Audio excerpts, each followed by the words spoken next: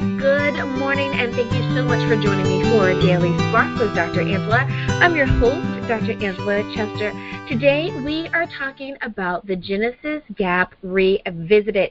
Why? Because we want to enlighten, inspire, and empower you to be your best self.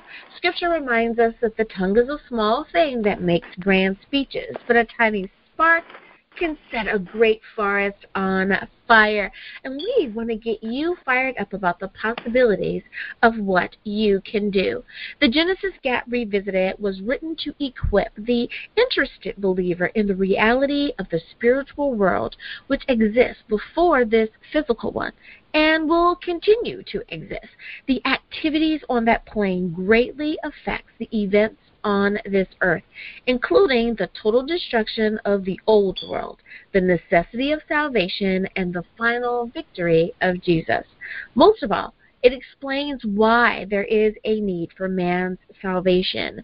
There have been numerous misconceptions on this topic, and hence it will be revisited today. And who's going to help me have this conversation? Dr. Kenneth Otah from Total Heart.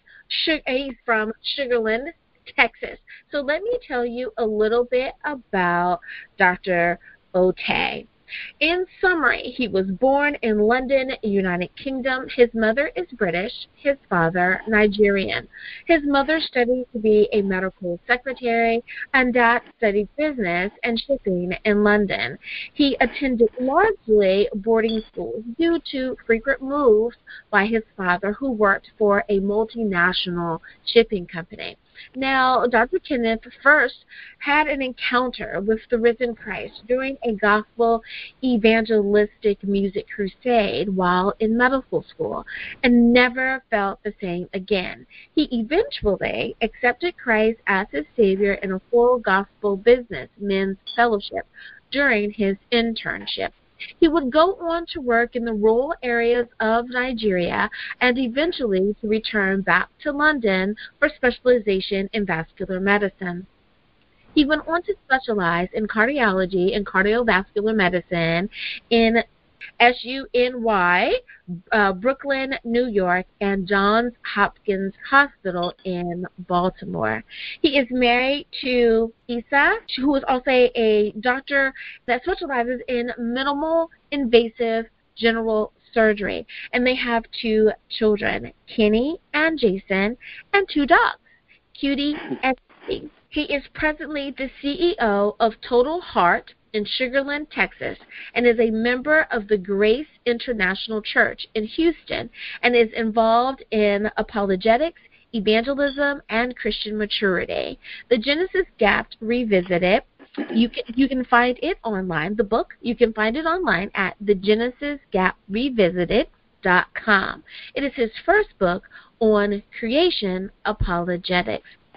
So I cannot wait to talk to. Now, you guys know that I call people by their first name, but I still give them their honor with their title. So we are talking to Dr. Kenneth today. Good morning, Dr. Kenneth. How are you? Thank you so much for joining me. Thank you for inviting me to this program. I cannot wait to talk to you today about such an interesting topic. So let me go on and pick your brain. An interesting title. Why did you choose the Genesis Gap Revisited? Well, there's been a lot of talk about Genesis Gap prior to writing this book, and I felt the title appropriately explains what I'm trying to do. Bring it back, but put it in the correct light, because I feel that there is such a thing as a Genesis Gap, but not in the light that a lot of people have portrayed it, which has been in terms of changing the number of days of creation. I don't think that the Bible is completely clear that the creation was established in 7 days. So what we are talking about is actually the world before the world. And so I felt Genesis Gap Revisited will throw more light on that aspect and make people think twice before they feel that this is just another of those books on Genesis Gap.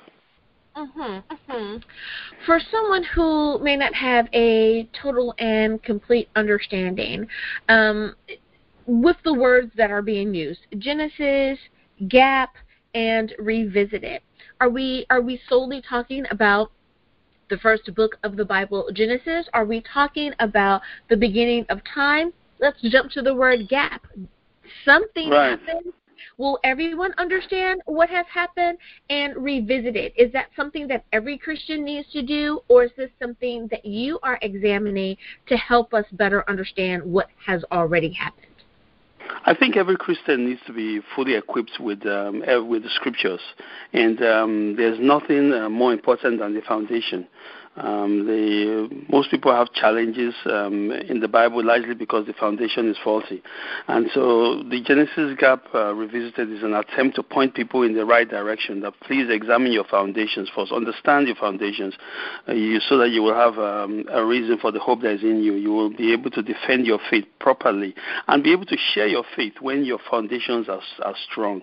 It's not talking about the whole book of Genesis, but it's emphasizing the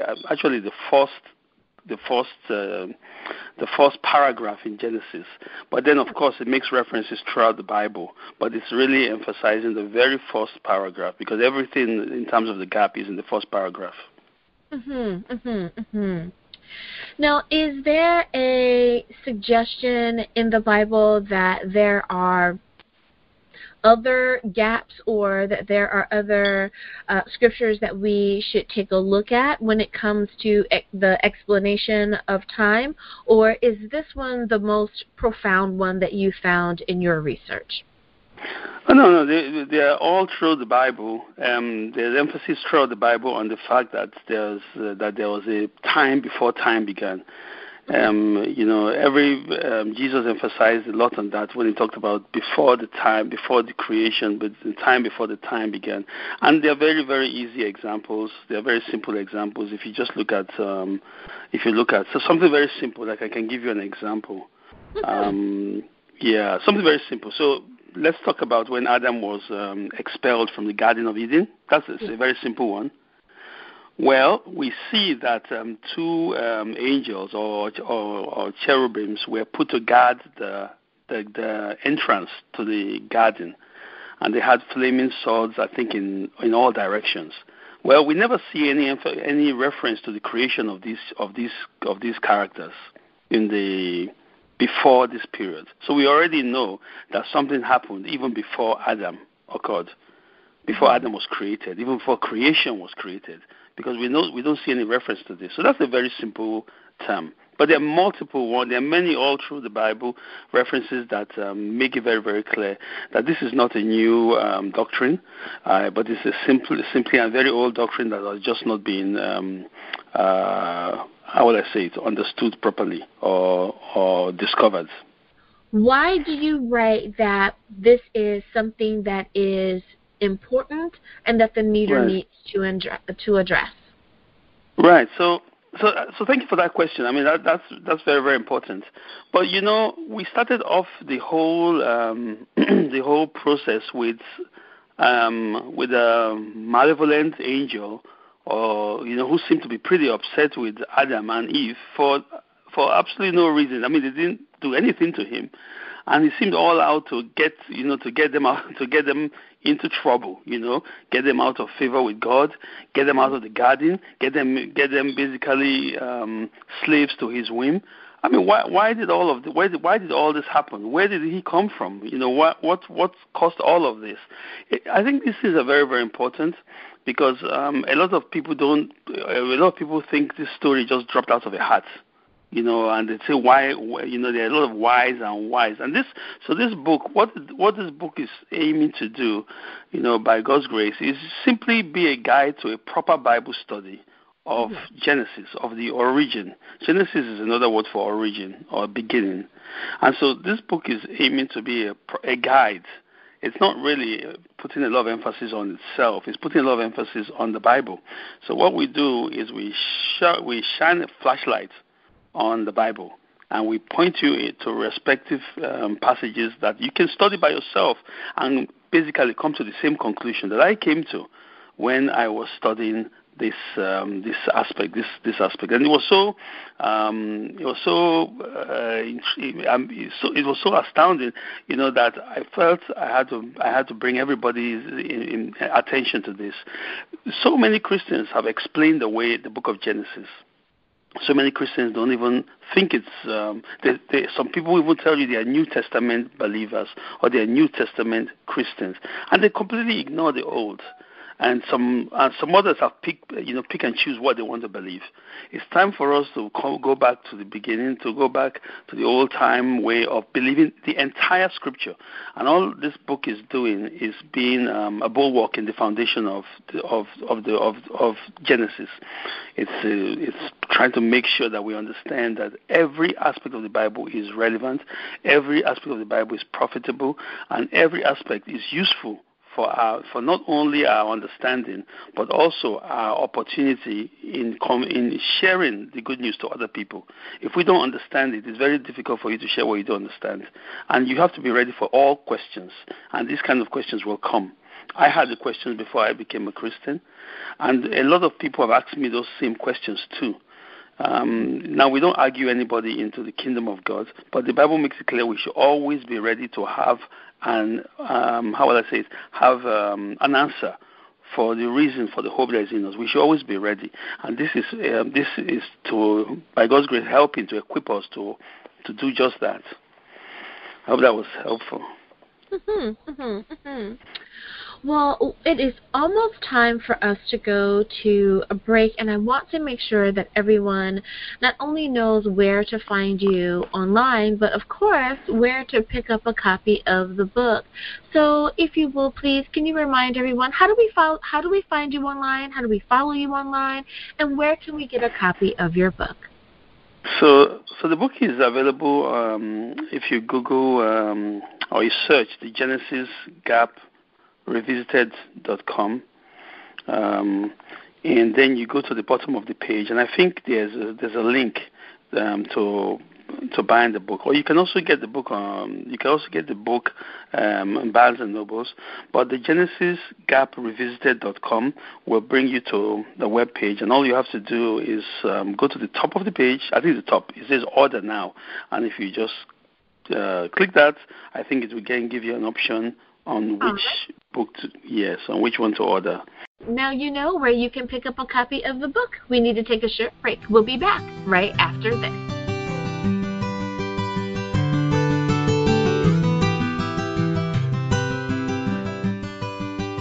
And we are back. Thank you so much for joining me for Daily Spark with Dr. Angela. I am your host, Dr. Angela Chester. We are talking about the Genesis Gap Revisited today.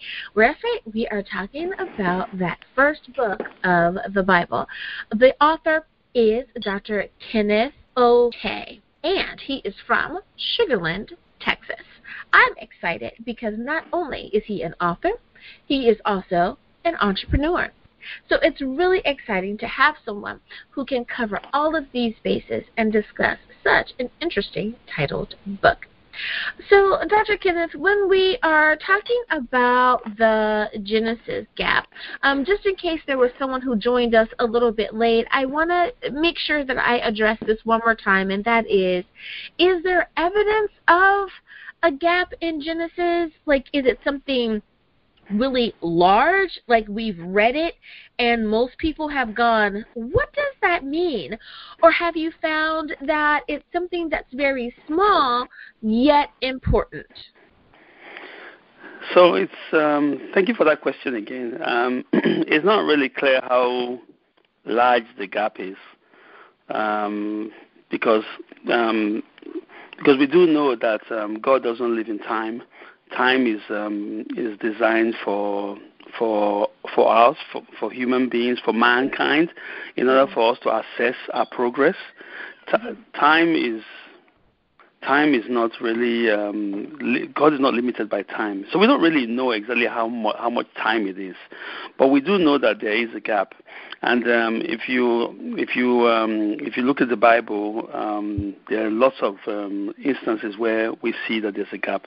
But the most important gap the most important aspect of it is the fact that from the very beginning we see that we have angelic creatures in the Garden of Eden opposing or on the side of God. And when I mean opposing or on the side of God, I mean you have the angel that influenced the serpent, the snake, to tempt Eve, and then you also have these angelic creatures, the cherubims, that were basically guarding the garden for God. So you already have these extra-dimensional creatures that were not mentioned in terms of the creation. There's no mention of them in terms of the creation. So when did this happen? We are not sure exactly when it happened. We also know that these characters, we know that there was an angel that influenced the serpent, because when we look at books including Ezekiel, and we look at even when Jesus said that the devil or Satan was in the garden. So we know that there was a spiritual creature or a spirit that was influencing the serpent, because the serpent was created good. He was not supposed to do anything contrary to what God's laws were. So we know there was something going on already. And then there are lots of other examples that I can mention a few, but this is all in the Bible. And the major reason why it's there, why we should know about it, and why it's important for every Christian and even unbelievers to understand it, is for us to understand the enemy we're fighting. We have to understand the reason why there was an attack on mankind, the main reason why that occurred. We have to understand that it was because of our relationship with God, the Creator. We have to understand that that we have an enemy out there that does not like us. And we have to prepare for this kind of battle. We have to prepare and understand that we need help to overcome. We cannot do this battle on our own. A lot of people think the Christian walk is just going to church and clapping hands, but this is a war, and we have to understand that you have to pick a side, and we either pick a side or a side picks us. And unfortunately, most of us allow sides to pick us. So that's why this book was written. The gap is there, and understand that it is because of this gap, because of the events that occurred in this gap, that we all need salvation. We need help. We cannot run this race by ourselves. We all need help. Mm-hmm. Mm-hmm. Now, when we talk about the 7 days of creation, or yes, that most of us have an understanding that it took 7 days for God to create our beautiful earth and all that encompasses it, is the gap somewhere involved? Is it before creation, during creation, after creation? How should we understand your research? Well, thank you again for that question. That's very, very important. The gap occurred definitely before creation, and yet it involves creation. So we understand that in the beginning God created the heaven and the earth. I mean, the Bible is very, very clear. And then it says that the earth was without form and void. We believe the gap is between the period of the Genesis 1 and Genesis 2, somewhere in there. And if you just look down, you will see that it's very clear. Just let me give you an example. It makes it very clear that God said, "Let there be a firmament in the midst of the waters." If you want, actually, we can even go further back. It just says, "And the Spirit of God moved upon the face of the waters." Mm-hmm. So we know that there are waters. We know God created the heaven and the earth, and we know the Spirit of God moved upon the face of the waters. So what we see here is that there's heaven and earth, and then the earth was without form and void. So for some reason, God created the heaven, and then the next verse, it was without form and void. And now we also see that there are waters. So we already see that there were waters created in between a period that we don't even know what occurred. But for the main question you asked, it absolutely does not affect the 7-day creation. God created the whole beautiful earth, all the animals and everything in 7 days, and He made it very clear that this started from probably probably 5.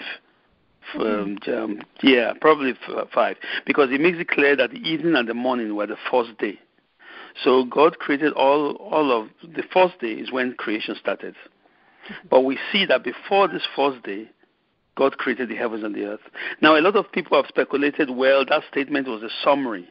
They say, well, in the beginning, God created the heaven and the earth, and that's a summary of everything.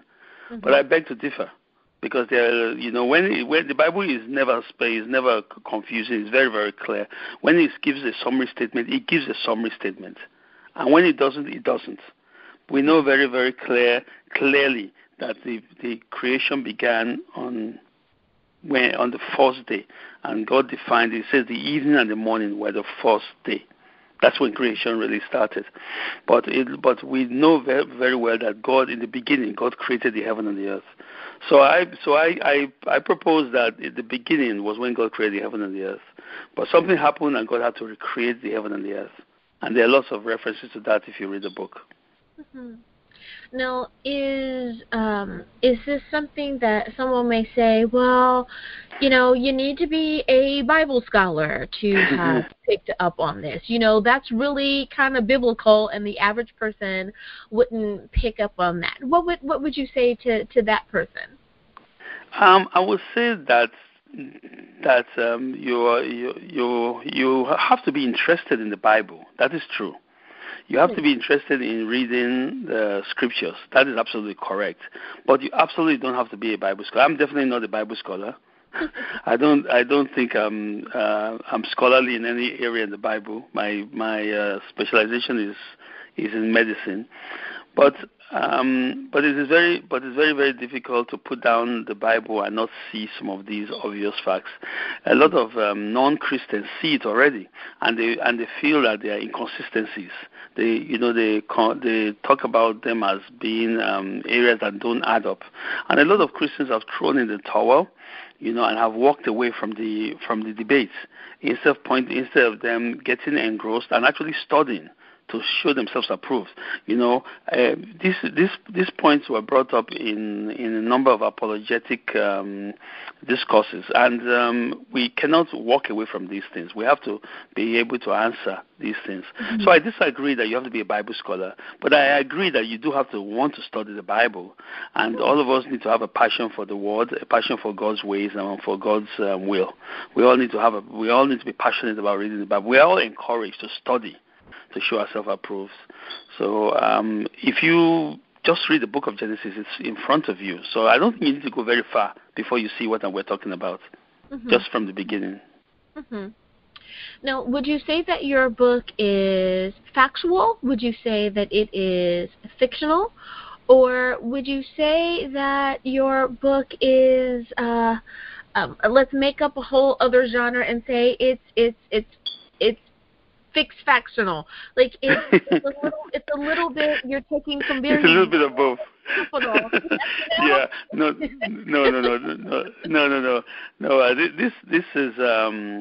This is on the premise, of course, that the Bible is factual. The Bible itself is factual. So I'm not making reference to any other book. I'm not making reference to any book. Any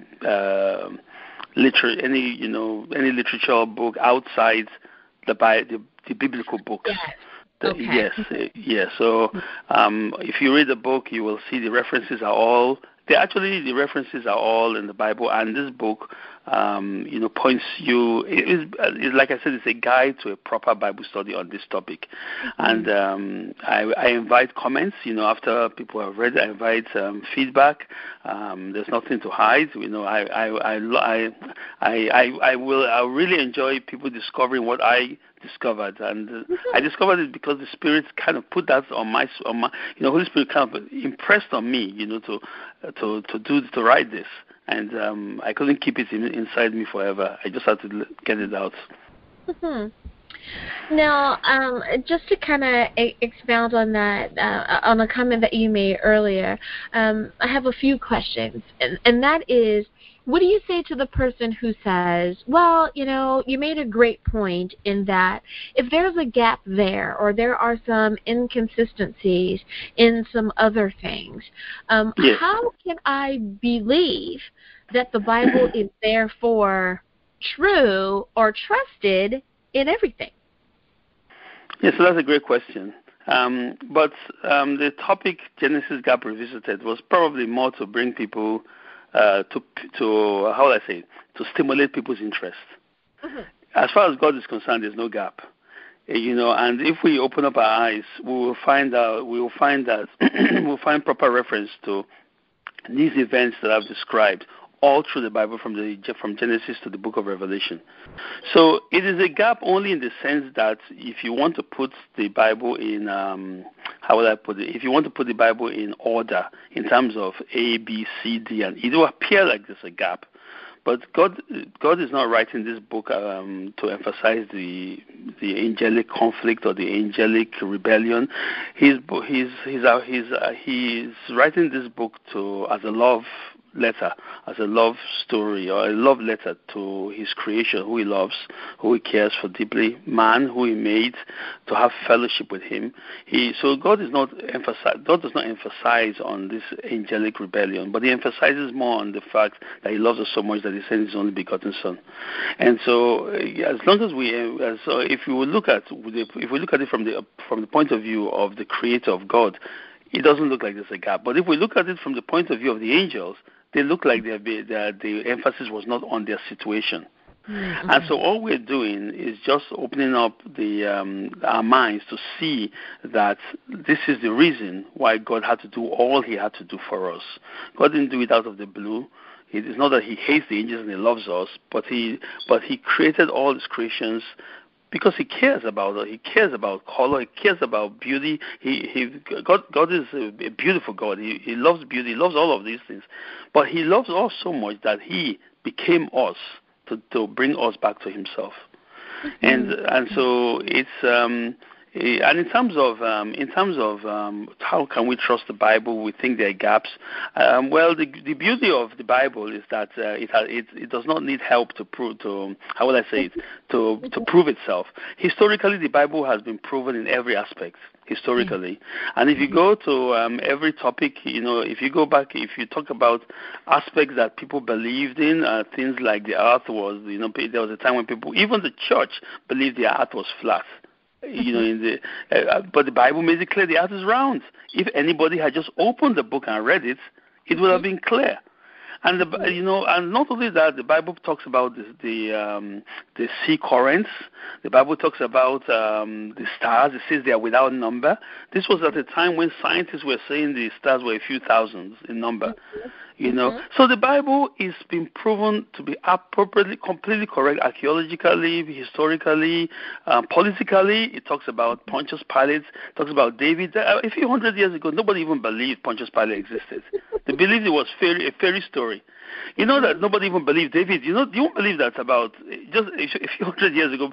It was believed to be Jewish fables that they tell their little kids about David, so they can feel better about themselves, because they were going through difficult times. But all of these were found. Even the stones are crying out right now, and archaeologists are finding out that everything the Bible said is absolutely correct, completely true. So if I can trust it historically, if I can trust it in science, I think that the aspect that I cannot prove, I should trust the Bible there too. I want to trust it for my salvation. Mm-hmm. Mm-hmm. I love it. I love that answer.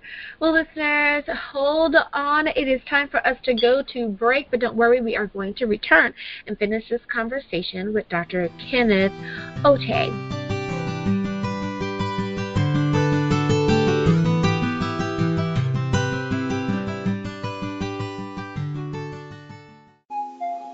Smell Good Spa for the women who are making a conscientious change in their personal care products.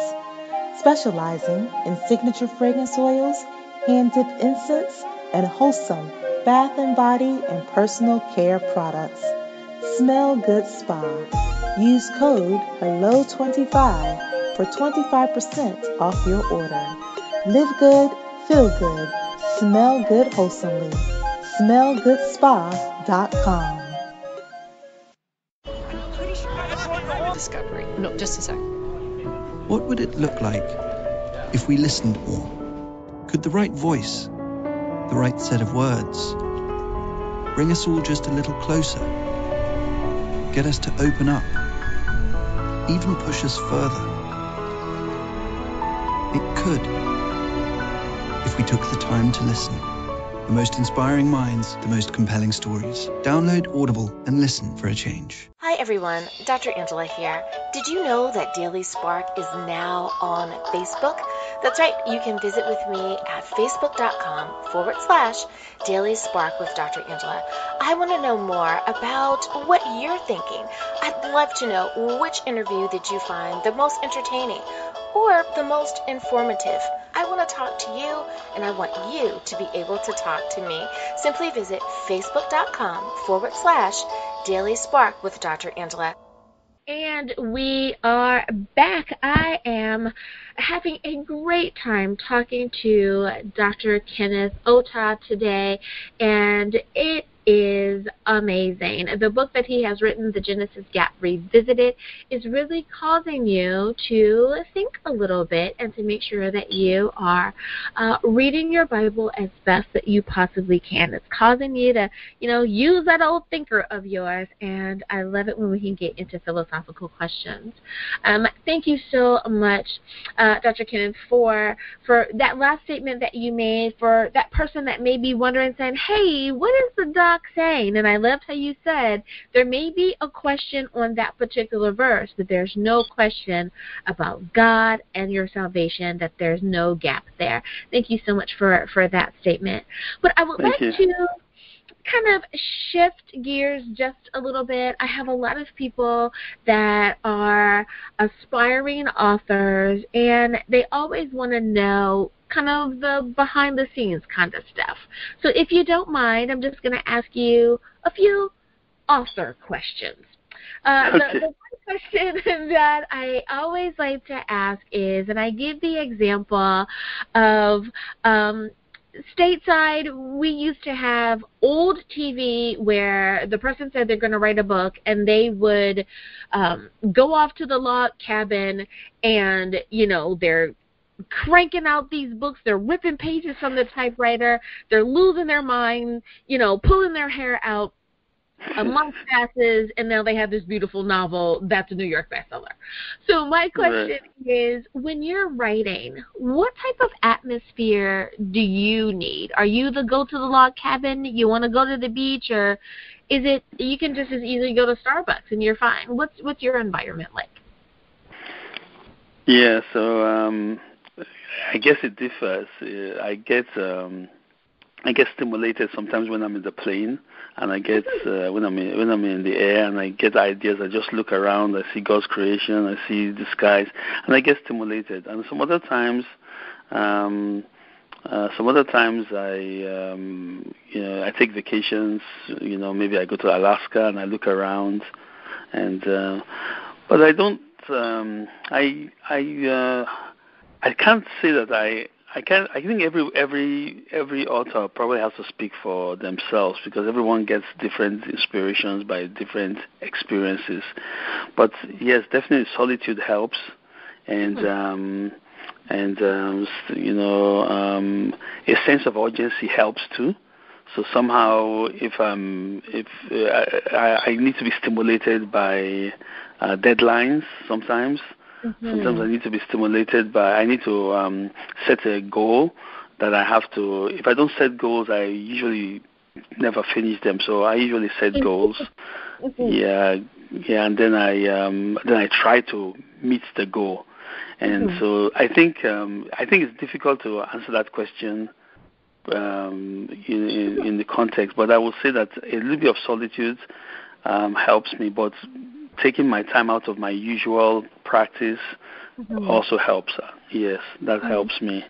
Now, speaking of goals, and you made a really great mention of that, I am the type of person that if I have a deadline, and let's say someone else has imposed the deadline on me of a Friday, I will impose a deadline on myself of Wednesday to make sure that it gets done. Do you find that you are, when you have a deadline, do you like the up to, the morning of the deadline, or do you try to get it done the day before? Or I have to admit, sometimes I've had a deadline of 10 o'clock and I was, printing it off at 9:30. What do you find when it comes to your deadlines? How close or how much room are you able to give yourself? I'm talking about when you're writing, not other deadlines. Right. So yeah. I typically aim for worst case scenario the day before, but the truth is that I'm still revising and reviewing till the midnight hour. Sometimes these deadlines are 12 midnight, and I'm still reviewing and revising till the actual bell, the bell goes down, the ball drops. I'm still revising. But just like you, I will give myself at least, so let's say the deadline is December. I will give myself maybe, or the deadline is March. I probably will give myself maybe February. At least 2-3 months. Yeah, I will give myself something. If the deadline is December, I will be trying to finish it by November. So, but I still find that I still have reviews. I still am reviewing and changing and so on. But without a deadline, I can keep on writing forever, and I might never. Yeah, because I will always feel I want to add more. I want to add this. I want to add that. My wife tells me that I should start thinking about volumes. Volume 1, volume 2, like. But like books. As an entrepreneur as well, I think that is just something that comes quite naturally for us. You're always looking to solve a problem, or you're always looking for the best possible solution or the best option or opportunity for any given situation. So it's kind of hard sometimes to turn your brain off. I remember when I submitted the final and it was gone, and I said, okay, there you go, it's off, yay, congratulations, wrote my first book. Within an hour I said, you know what, I'm already ready to do revision number the second edition. Exactly. I'm thinking, oh yeah, I should add this and I should do that. So I can understand that. Now, speaking of books, have you always known that you wanted to be an author? Like, were you in middle school or high school and thinking, one day I'm going to write a book? Or did you find that that's just something that happened out of your research? So, yeah, I've always known that there were some books that I had books inside me that needed to be written. And, yes, and even when I was in elementary school, I had some weird dreams about a paradise. We were going through some very difficult times at that time in terms of family crisis and so on, and I guess I could. The only way I could describe it was possibly depression. I was feeling pretty bad, but of course I didn't know the word depression then. But I was feeling pretty bad, right? And I didn't know what to do. I was thinking of running away from home, and I fell asleep, and I had this beautiful dream. That it was so beautiful, and I described it very clearly to my junior brother. It was almost like I was awake and I was walking through this place, streets of gold, and so transparent. You could look in there, you could see rivers, moving. And so I was writing this down, and guess what? About 10 or 15 years later, maybe 15 or 20 years later, when we were a little bit older and we had read the book of Revelation, my junior brother called me and said, hey, I've seen your dream, and I read it in the book of Revelation. And he was the one that pointed it out to me. So, yeah, so that was so I always knew that I had to write something. I always knew I had to write. And then when I was always a scientist. I've always been science inclined, even before I went into medicine. And there were so many reasons, there were so many problems as far as scientists were so-called concerned. There were really no problems, but they thought there were problems. They didn't want to believe in God. They didn't want to believe in creation. They didn't want to believe in any of that. And that was how we were all taught in school. We were kind of indoctrinated into thinking that God and science can't coexist. That there could be no, and it took me studying the Bible to see that actually the Bible is the very first science book. I know this will sound like sacrilege for some people, but the very first science book is the Bible. That blew me away, and and since then I've kept on going forward. And I'm so glad that you said that, because there are so many people that unfortunately their experiences with those in the science world or those in the medical world is that there seems to be a detection there. There seems to be a separation between one's religious self or one's spiritual self and one's career path. That it's almost as though you have to pick a side. And right. Many times people say, I don't think my doctor's a believer, so I don't know, how I feel about that. So I'm glad that you said that, you can be both things, and be both things and do them quite well. Well, we have about a minute left, and I want to be able to give that minute to you and ask you, is there a bit of wisdom or just a little nugget that you would like to share with our listeners today? Well, that kind of caught me by surprise. I haven't prepared any special nugget of wisdom. That's okay. That's okay. In that case, I am just. But I can mention one thing though. I can tell for potential artists. You may have not necessarily succeeded the first time. I would just do I would just tell you what I do. Paul said, don't look behind, but keep on looking forward. So stop looking behind and press on, and then look forward and reach and press to the mark that I set before you. So you can do all things through Christ. And Christ has hidden lots of ideas. If you have the idea, it means it came from God. There's always going to be a fear factor. Am I able to do this? Am I able to step out in faith? And you just have to trust God. Trust God and ask Him for wisdom, and you will be able to do all that He has prepared for you to do. So that's the way. There are lots of other books that we're still working on, and I hope to be talking to you about these ones some other time. That was a great nugget of wisdom. Dr. Kenneth Otah, thank you so much for being on Daily Spark with Dr. Angela today. I've enjoyed my talk with you. Thank you very much for having me.